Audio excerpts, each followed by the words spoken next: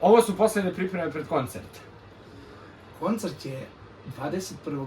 to jest u subotu u 18 časova u osnovnoj školi Sveti Sava. Dođite svi da nas podržite. 21H. Ovo su poslednje pripreme pred...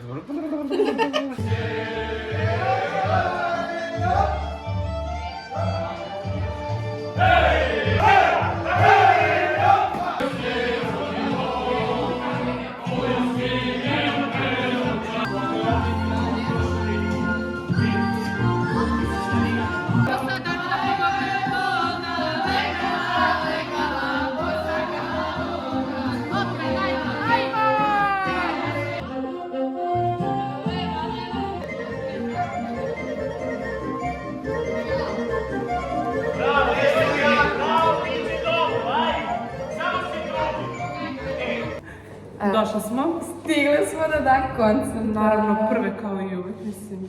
Da, Šta se drugo očekuje?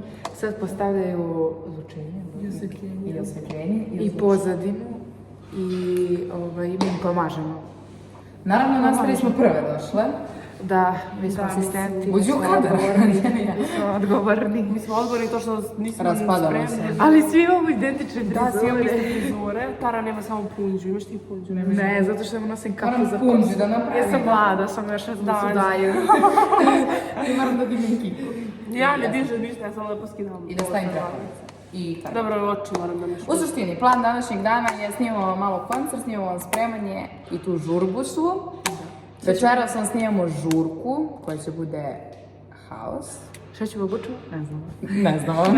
Ovako ćemo dolaziti. Da ćemo snimati ove goste što nam pomažu. Da, gosti dolaze iz Višegrada i dolaze nam devojke iz Beograda, iz Kumrija i eto, imat ćemo gosti na koncertu. I bit će haos. Sad ćete vidjeti scenu. Ajde. Ajde.